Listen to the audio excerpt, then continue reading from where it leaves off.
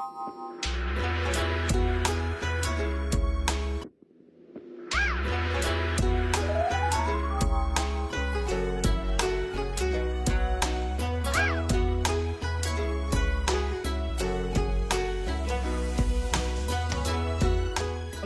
welcome back to Mishka's World Kitchen. It's been a week since last recipe, well 2 weeks, but this week it's going to be a no coconut milk classic Indian fish curry. Very easy to prepare.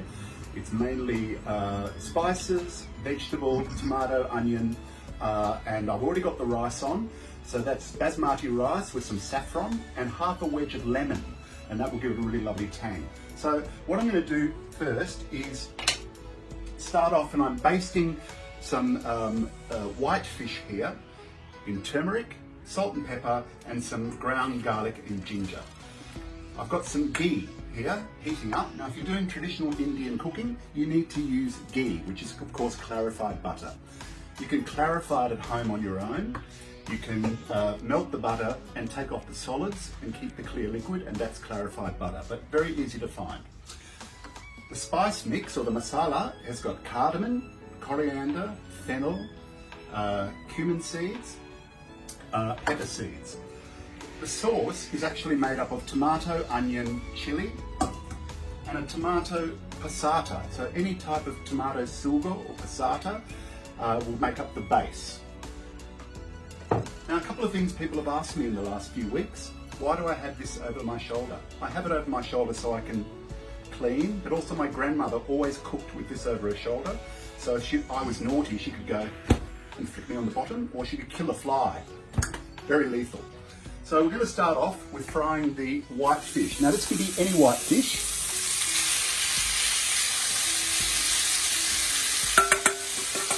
I'm using bassa. I'm using bassa fillets. They're about $10 a kilo in the shop, but any white fish will do. You can even do it with salmon. The bassa, as I said, it can be ling, it can be whitefish, whatever you like. It's marinated again in turmeric, garlic and ginger, salt and pepper. So we'll just let that cook down, because we want to cook the fish separately, because when we add it into the curry sauce, it's going to be whole. If you add the curry sauce into the fish and cook it, the fish will break apart and end up like you put a can of tuna in there. So we're going to let that do its job. I'm now going to grind these. The secret with all Asian cooking, and especially with spices, is that you grind the spice and you cook it. So let's try this. So I've got my trusty wand here.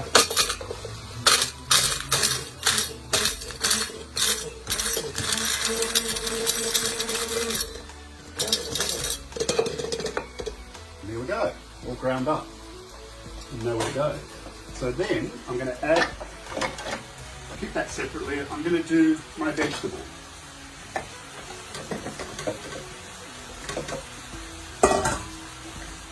There we go. Pop the lid onto that.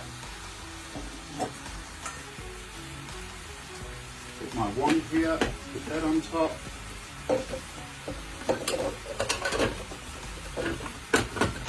There we go.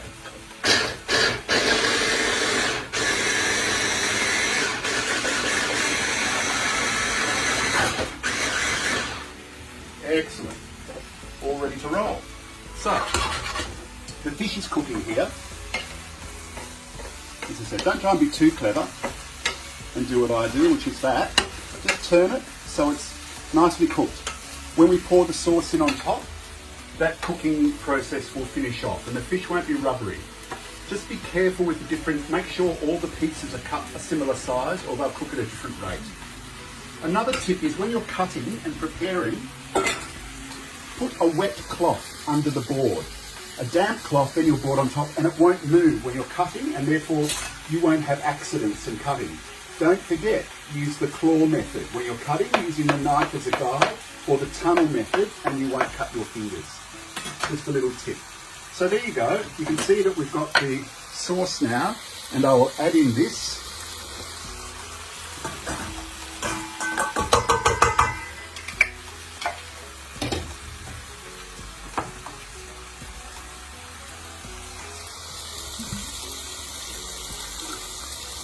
And the reason I do the two is because where I've crushed this, it's got some chunks in it, and it gives a little bit more texture.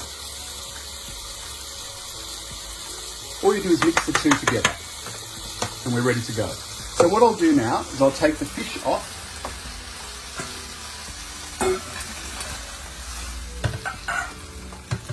Quick and easy, this one, really good for dinner or even a good lunch. I'm now going to fry the spices. There's enough ghee in there at the moment. Very important. Oh gosh, as soon as you put them in the pan, you can really smell it. I'm just going to put a little bit of vegetable oil in there as soon as I can locate it. Here it is.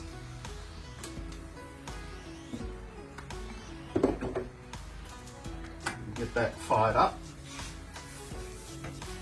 Now, as soon as you fry your spices, it will release all the flavour. Don't ever put in spice that hasn't been cooked or fried or heated because you won't get the full flavour from it. This has also got chopped coriander root in there, as well as a coriander powder. Wow, that's really coming along so well. Only needs about a minute. Don't burn it. If you think it's going to burn, add some water. I'll just turn that down a little bit. Unfortunately, electric stoves, they take a bit longer. Now I'm going to add in the sauce that I made.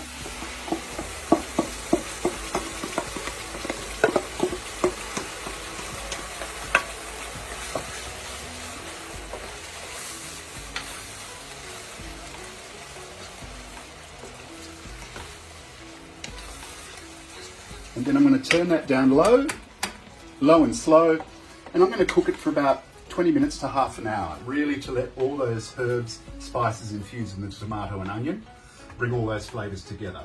And when I finish, it'll be a simple matter of rice, bit of plating up, some small little, tiny little tomatoes for garnish. I've got the fish ready there to go, a little bit of garlic, and of course a lot of chopped coriander, very important. So I'll see you in a little while when the rice is done and we'll be ready to plate up. See you soon.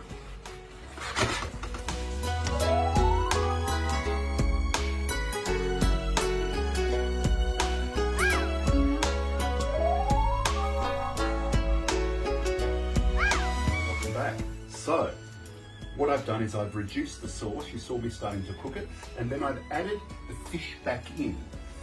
But don't play with it too much, just let the fish get poached and take on the flavour of the sauce. And just to plate up, very simple. So, have a look at the rice in there. So I've got the rice, and as you can see, saffron and lemon.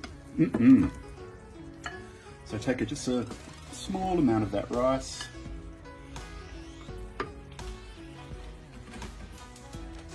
And this beautiful, fragrant curry. Absolutely, gosh, the aroma's amazing. And finish off with a little bit of garnish, some chilli, and of course some fresh coriander.